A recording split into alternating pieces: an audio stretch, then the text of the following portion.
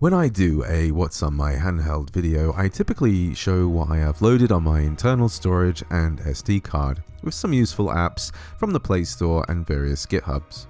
But it also kind of becomes how I use my handheld. And with the Odin 2 Portal, the Pro model, I feel as though I'm using an Android handheld different to how I've used any before. And with the Portal, I've been finding myself playing more Android games and more Windows emulation than ever before. I had the intention to use it more for streaming too, but I find the former has been consuming the most of my time. I really enjoy, in combination with the official grip and new sticks which can be bought from their site as accessories, that it's very comfortable for longer sessions and not that heavy. And with its beautiful OLED screen, I'm finding time for myself to enjoy this device more than others recently. And with Windows emulation in a particularly good place right now, there are games I'm intending to play on here rather than on my PC handheld, the Geek One S, which I find bulkier, heavier, and the battery drains a lot quicker. It's an awesome handheld, and I still have high regard for it, and its build is incredibly similar to the Evo, but I just can't shake this feeling that the Portal is just the right fit for me and something I'll be using for a very long time. When something feels really good, I think it just encourages you to play more, and that's kind of what inspired me to make this ultimate handheld with everything I think I could possibly want on it. And part of the reason is because I went with the Pro version with its 512GB of internal storage. This includes Android games, which I've kind of ignored for a very long time, but for the first time I'm starting to use an Android handheld for Android games, and I'm having a lot of fun. Some of these are games that are ported to Android, and some are official Android titles.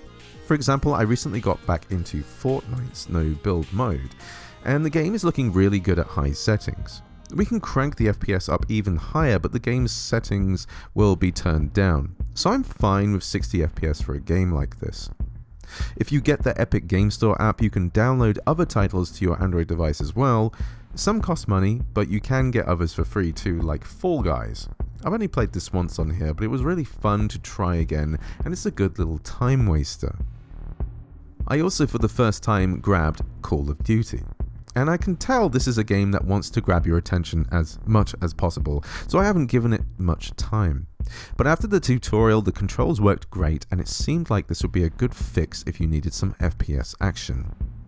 And at the time of writing this, I saw Streets of Rage 4 was on sale on the Google Play Store. It was so cheap, so I thought it would be worth getting even though I own it on the Switch. It looks fantastic on the screen, and I haven't played the DLC yet, so it might be something worth jumping back into. I also grabbed Devil May Cry Peak of Combat. I love Devil May Cry, so I figured I'd give this Android game a good shot, even though I've heard mixed things. But it also looks pretty decent, and something I'll hop on now and then when it piques my interest. Stardew Valley has been a staple download on all my Android devices. You can import your PC saves if you copy them to your internal storage, then copy those to the save location on the Android device, which is great for carrying on your game on the go. And lastly, Vampire Survivors. I played this a bunch on one of my devices, and it really needs no explanation, but this game can eat up a ton of time if you let it. So I grabbed this one again if I ever felt like returning to it. There are some games you can build an APK for, so you can play them on your Android device. So if you own, for example, Balatro, Crosscode, and UFO 50 on PC, you can use those files to build an APK and play these on here. In Balatro's case, you can actually get the game on Android now via the Google Play Store, but it says it's not compatible on the device, so I'm not sure if it can be sideloaded. It's just easier if you own the game on Steam and build an APK that way. Crosscode was something I started playing on my Odin Pro but kind of dropped. It's a fun action RPG that's kind of like an offline MMO. I found it a bit tedious, but who knows, I might jump back into it again. It's also awesome to have an Android port of UFO 50. I'm still playing the game on Winlater, but that's only because I don't know if it's possible to import a PC save into that Android build, so I don't really want to start again. But if there is a way to do that, I'd love to continue on the Android version with my PC save. The rest of my Android games are fangame ports or Zelda ports. Another Metroid 2 remake, Mega Man X D-Make, Sonic Robo Blast 2, and Sonic Triple Trouble 16-bit are all great Android ports of great fan games. They're free and don't take up much space, so there's really no reason not to grab them. There are other games like this, so it's worth doing some research and find Android ports of these kinds of games. And lastly, there are the Ship of Harkonian ports of Ocarina of Time and Majora's Mask. The great thing about these two on the Portal is that they can be played at 120Hz, and I wish I could demonstrate how smooth these are through a YouTube video, but you'll just have to trust me that it's really a sight to behold. If you don't know about these ports, they add so much to the original games in many ways to improve quality of life and just add a ton more functionality and gameplay. So in a lot of ways, they surpass the originals. Another thing I've delved a little into is Vita emulation. I've not given it any thought for a long time, and it hasn't really had any substantial updates on Android for a while, but the Portal has enough power to play the games that work and upscale to look a lot sharper. Some of these games still have issues like Uncharted, and there's likely a perfect combination of settings and GPU drivers to fix certain problems, but I'll cross those on a game-by-game basis if I ever get to them. I had this weird urge to get Phantasy Star Nova working with the English translation. This game also has a weird problem with the main character, and I also had to play the game on my PC with Vita 3K just to get past the character creation section, as it would crash on Android every time, just to make a save to carry over. And for anyone curious, it's actually really stupidly easy to apply these patches compared to an original Vita. You literally just go to the Vita 3K folder and find the UX0 directory, and then replace the files in the folders that the patch has. That's it. So I might give this game more of a shot, but it does seem like a whole game of a brown planet and generic quests. To be honest, this all stemmed because I wanted to get Phantasy Star Online working on Winlater and online. I had actually got it working with one server, but it wasn't that popular. I couldn't get the Affinia version to work, which has more players. But yeah, there's just something about the original Phantasy Star Online that cannot be beaten. And I remember fondly playing this online on the Dreamcast with a keyboard. It's really crazy to remember a time where gaming online was connecting to your phone line when your parents were asleep and chatting with people on a big, chunky CRT television. But I cherish those memories more than a lot of online experiences I've had. Whilst we are still talking about Vita, it really is a cool library, and to be honest, I still think it's worth buying a second-hand Vita. It's still the best way to play its library and still has a lot of value to it. But there's no denying what works well here on the Portal is an upgrade. With games like Gravity Rush looking so much sharper on a larger screen, this is still a really fun game to play, and I love the charm of its world and its amazing soundtrack. If I could force Sony's hand to do anything in 2025, it would be to release upgraded versions of Gravity Rush 2 and Bloodborne.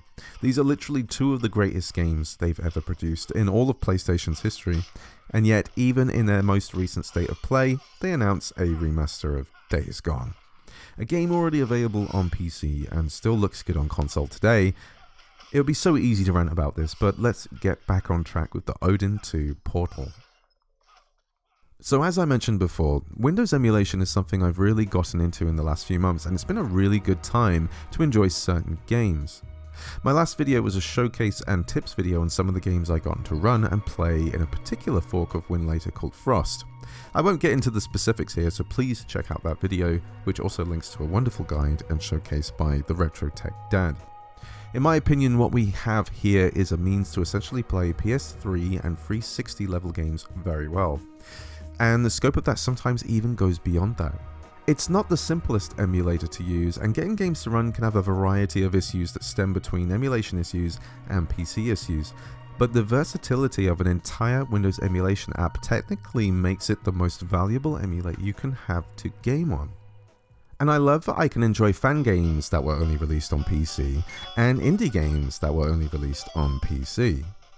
Another app that can make some PC gaming easier to do on Android is GameHub. I used this to play Strider recently, and I 100% the game. So any comments by people who say you don't actually play these games, well, you can go do one. I also found I was having the most stable performance with Grand Theft Auto 5 in this app compared to Winlater.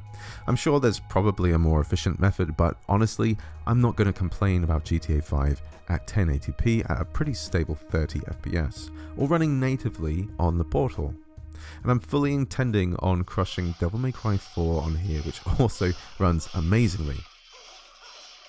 Real talk though, I consider all this a bonus. When you're paying the price for a Portal, it's also money you could be using towards a Steam Deck or Windows handheld. But the Switch and Windows emulation you can do on here is no slouch. And when I do these videos where I get to show what a handheld can do, I feel like it's a justification of the investment that you are actually getting a lot of bang for your buck. And I'd much rather be gaming on this than a bigger and heavier device, and having to worry less about the battery life. Speaking of Switch though, for over a year now we've had a ton of evidence to show that the Odin 2 can play a lot of Switch titles very well. It's been a trying year for Switch emulation with shutdowns and various forks popping up, and things are looking to pick up a little with Sudachi and Citron. Nintendo has been coming for Switch emulation pretty hard, and the Hydra effect is certainly in full swing as people continue to make efforts to keep it alive. Now, it's not my opinion that you should get an Android device to play Switch, but the Portal is certainly capable of a lot, and I would prefer to play on this for various reasons. Despite this though, the Switch 2 is coming this year, and should it have a good lineup of launch titles, I can see myself getting one and playing all my Switch titles there. Looking at the rest of my Android section, we have Ambiluma, which used to be Ambi Odin. You can use this to have more control over the RGB of your sticks, which can be really fun in some games. I haven't used it for a while. I kind of like just having blue and green, like it's half a PlayStation handheld and half an Xbox streaming device. I have streaming apps like Artemis, which is a fork of Moonlight, Steam Link for if I want a simpler but not as good PC streaming experience as Artemis, PX Play, which used to be PS Play for PS4 and PS5 streaming, and obviously Game Pass, but this app is called Better X Cloud, and that's basically the best way to play Game Pass on your Android device. There's really not much to say about these other than once you set them up and have a good wireless connection, you're good to go, and honestly the Portal is really nice for streaming on. There's also Wii U emulation on here, which is decent enough for a selection of games, but it hasn't been updated in months now. And there's lots of games here I'd love to see playable after some fixes, so who knows how long it will be before that happens. Lastly, the only other apps to mention here are Obtainium and Z-Archiver. Obtainium is how I'll check to see updates for certain apps I've added the GitHubs for, but to be honest, I usually check these manually now and then after hearing about some new updates. And Z-Archiver is just my file explorer of choice, as I like its user interface and it's easy to move data from the internal storage to the Android directories. As long as you're copying whatever the file is, then pasting it to the directory you need, then the permissions should be fine.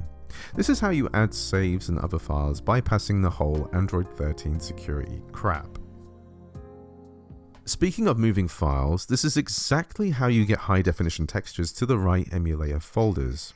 The Odin 2 Portal has enough power and RAM to handle loading custom textures and playing these games at 1080p. It's something I've covered in the past with the Odin 2, but it's even nicer to appreciate here on the 7-inch OLED display. It's a terrific way of appreciating games from consoles like the 3DS, PSP, GameCube, Wii, and PlayStation 2.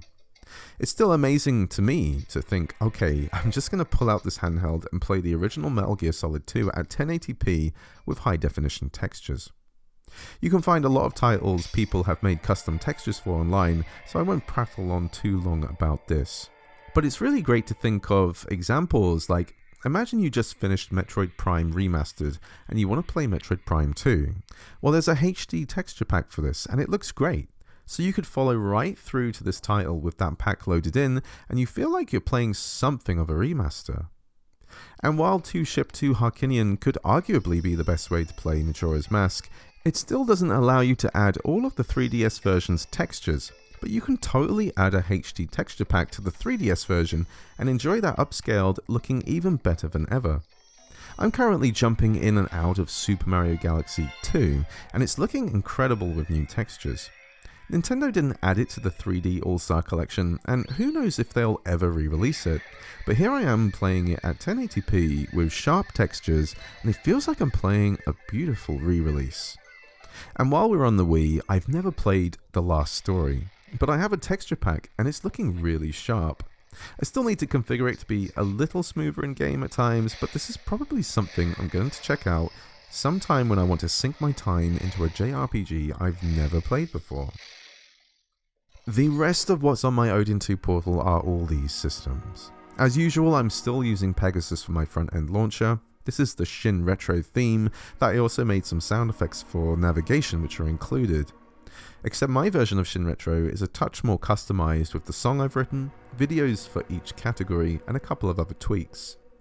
I sometimes entertain the idea of doing a tutorial video, but it's a lot of work, and the choices we have for front ends on Android now are just as effective and good looking. And Pegasus is harder to configure as you have to scrape the artwork yourself and configure all the metadata and such. And when something goes wrong or information isn't displaying properly, you need to have an idea of how to fix it.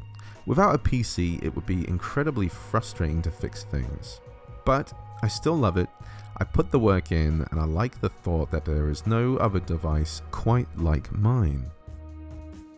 All of my games are on a 1.5 terabyte SD card, so there's no shortage of what to play here. Everything from arcade classics to PlayStation 2. I think if I ever needed a more powerful Android handheld, it would be to get a little more performance out of Switch and Windows emulation, but it's just not really that necessary. I can't imagine what the next Odin handheld would be like, as this satisfies my needs more than enough. But I said that about the Odin 2 as well.